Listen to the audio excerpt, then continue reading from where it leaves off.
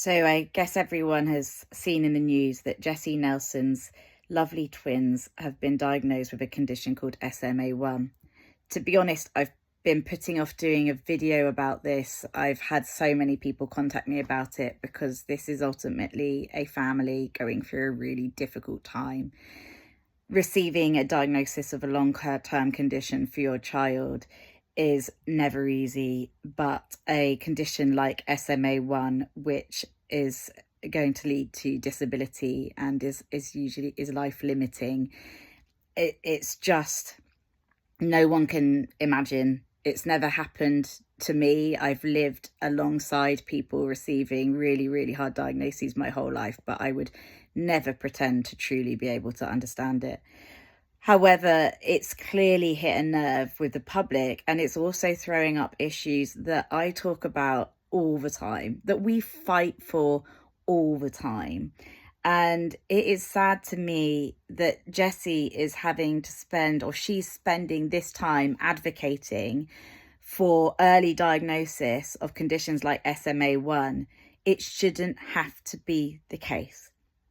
The UK is far behind its European and US counterparts when it comes to newborn screening. What is this? This is the heel prick test, that little bit of blood they take from a baby's heel on day 5. It's also known as the Guthrie test. We currently, although it's about to be expanded by one condition, we currently only screen for 9 conditions in the UK. And the process of reviewing and adding newer conditions to newborn screening is so incredibly slow, and it has not kept up with our technological ability or our knowledge. The average in European countries of our GDP is about 30 conditions. In the States, it varies depending on which state, but it's something like 45 on average. And many of these conditions are conditions that need to be diagnosed as soon as possible. They have treatments that need starting as soon as possible so that the disease can't progress like it would do. And SMA1, for it to be truly well treated, needs to be diagnosed before there are signs and symptoms. So not only is this just beyond unfair to the children who are born with these conditions that could be screened for at birth, early treatment could be started ASAP as soon as you know about it, but also for the doctors and the healthcare professionals who are blamed for the late diagnosis of conditions they need to diagnose before there are symptoms and signs. When we have a scalable process and system in our newborn screening to expand to SMA and other conditions. And this is really personal to me.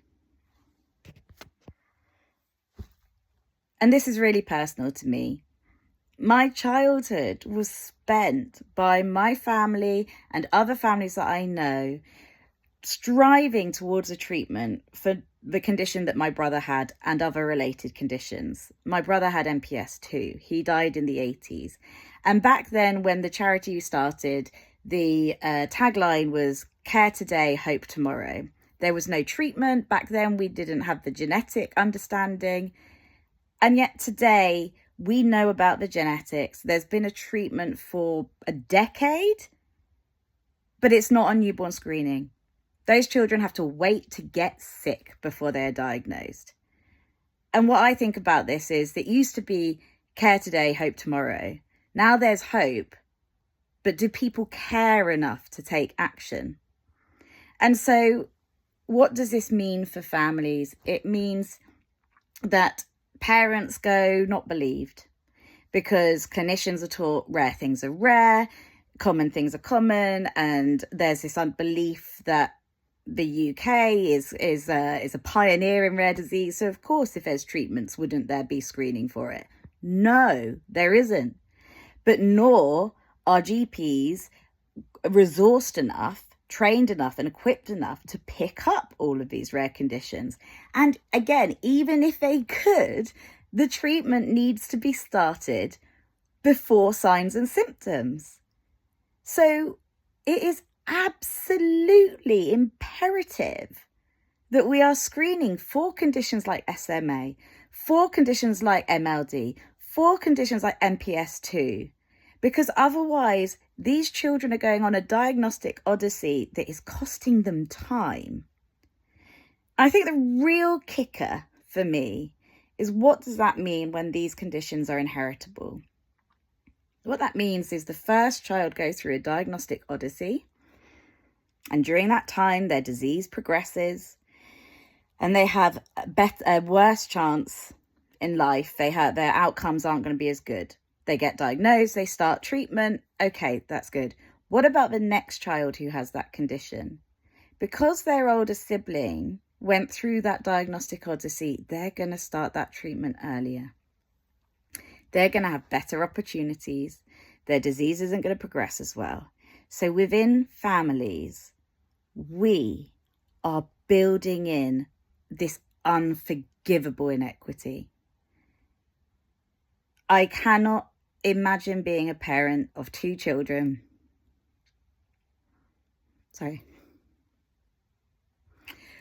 Where one has a rare genetic condition that could have been diagnosed at birth, treatment could have been started early enough, it wasn't.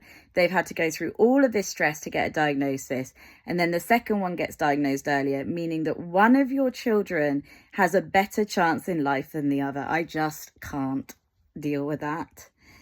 And I think, coming from a rare disease family and having watched this play out, it really worries me about what lies ahead for these families and how they're going to have to deal with it.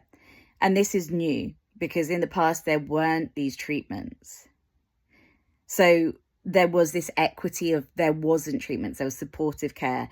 Now decisions at a newborn screening committee level are causing these deep inequities within families. And I worry how this is going to play out for those families and the toll it takes on them. So I extend my love to Jessie and her gorgeous twins and her family, but also to every family who is going through this now and every family who has been through it. I am an advocate for getting people, regardless of their rare condition, the best equitable health. Not all conditions can be screened for at birth, but those that can and really need to be, we need to start acting on this sooner. And that doesn't mean waiting for new technology or waiting for a pilot study of newborn screening via genomics to finish. No, we can do this now, because our partners in other countries, our colleagues in other countries are doing this now. This is a choice that is being made at newborn screening committee level, and it needs action.